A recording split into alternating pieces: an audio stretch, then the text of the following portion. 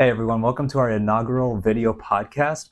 I'm excited to use this as a platform to bring on guests, other mental health professionals who can talk about their work with individuals, with families, with all manner of mental health conditions and struggles.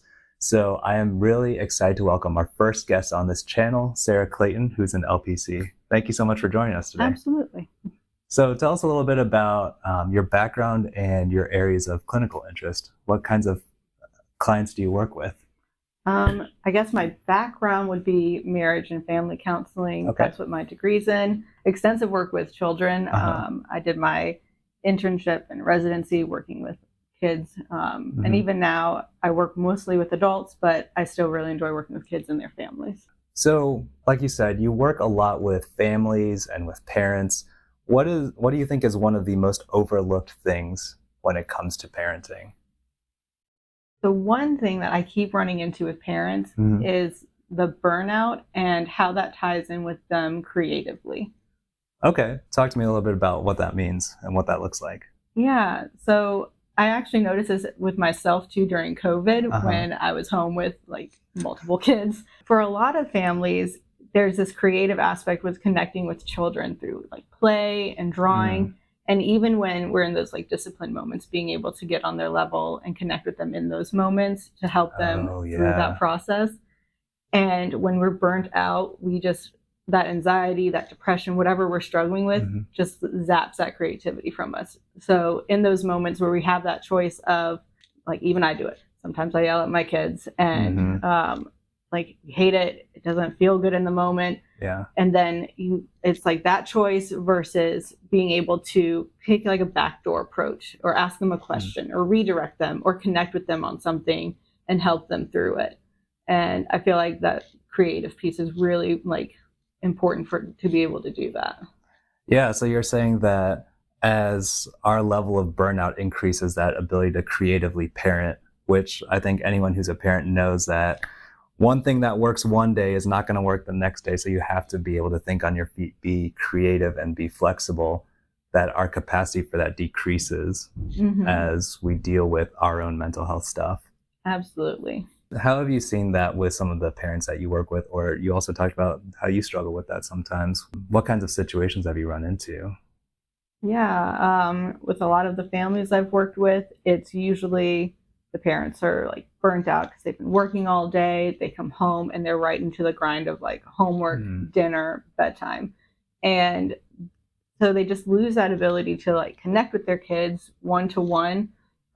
It's usually like, you need to do this, you need to do that. And so anytime the kids are acting out to get that attention and that connection, it's met with that, like, I guess that discipline of like either yelling or like going back to what are you supposed to be doing. And instead, what I try to help them do is just like, let's get everyone to just breathe.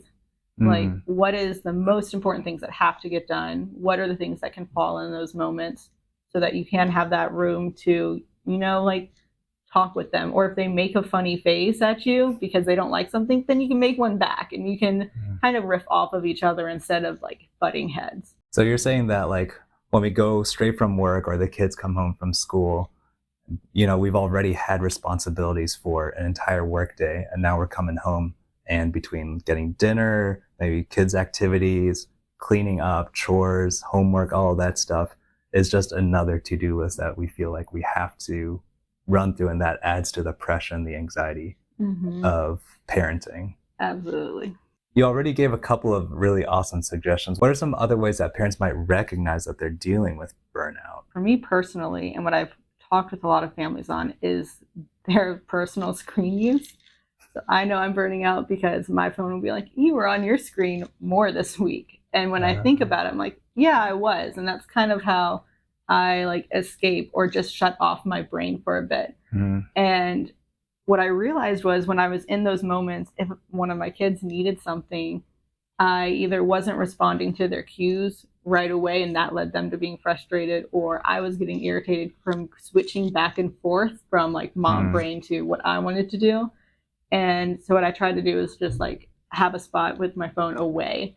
So I wasn't responding to every single like email notification or text message, and really trying to sit with what do the kids need and having a designated like kids time with them And then I could take like a break for me and like have them either like do like a quiet time or like put on a show. It's like I tell some of my like postpartum moms, I'm like 5 more minutes of the TV for them is nothing compared to what you need in those moments. Like it can make or break a new mom to have an extra 5 minutes. So I try really hard to work with clients and myself on just being present with like, what do I need right now?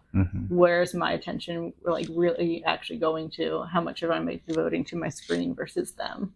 Yeah, and so you're talking about new moms, and I think that's really important for anyone out there who's watching, or new parents in general. But I think there's a lot of expectation and pressure that new moms put on themselves for being the perfect mom, being super engaged all the time. And you're saying that's actually counterproductive to being a good parent.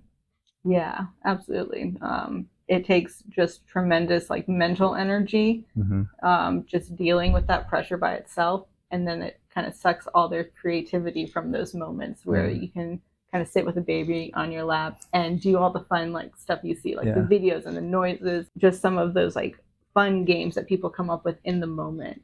And when you're like anxious or depressed or you're worried about everything else, you like can't connect with them in that way anymore. So our struggles can actually be a block for that creativity. And I think the contrast that you talked about is like when we're on our phones, we don't have to be creative, or maybe it's a sign that we don't have the capacity to do that right now, and being able to balance that between our needs or our lack of mental resources and what it takes to actually be engaged as a parent.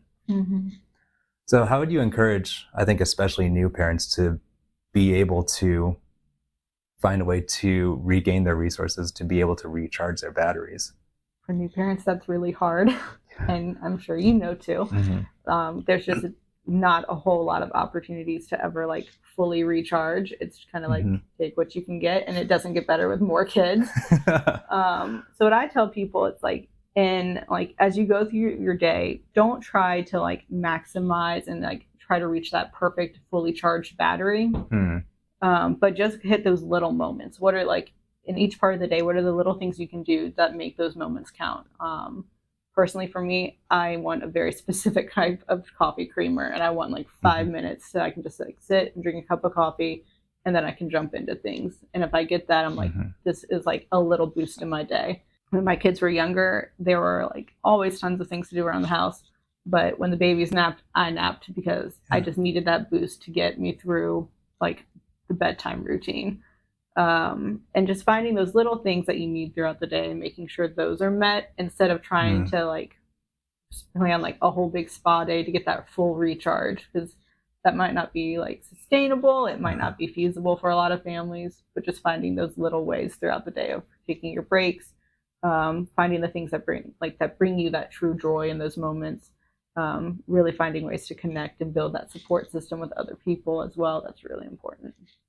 Awesome. Well, thank you so much for some of your ideas and for talking about how parents can recognize if they're struggling with burnout, how to work through that, how to engage our creativity when it comes to parenting. So what other suggestions might you have for parents who want to engage with their kids creatively? Absolutely. I think one really important thing to do would be to make sure that you have what you need, or at least a little bit. So it doesn't have to be a fully charged battery, but making sure that like you have enough of what you need to be able to regulate where you're at. So if you're anxious or depressed, what are the things that will help you in that moment so that you can feel a little bit more present in the moment and you're not kind of sucked towards that escapism or avoidance piece. What I really like to do is just get on my kids' level and play. They will have their own scenario and I'll have my own scenario. And if I keep it separate, it's fine. And I just play like right next to them because a lot of the times they don't really care what I'm doing. They just want me there. I will like, draw or paint with them. Sometimes we'll do like science experiments or baking.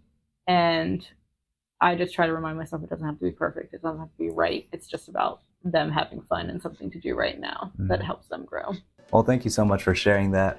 Really appreciate all your insights. Thank you for joining us on this podcast and for being our first guest. I really appreciate it. Yeah, thank you very much. For all of you watching, please like and subscribe. That helps our channel to grow as we continue to bring on guests and provide more mental health education and advocacy for you all. Thank you so much for checking out this video. We'll definitely have Sarah back to share more insights onto parenting, so make sure you tune in for that. See you all next time.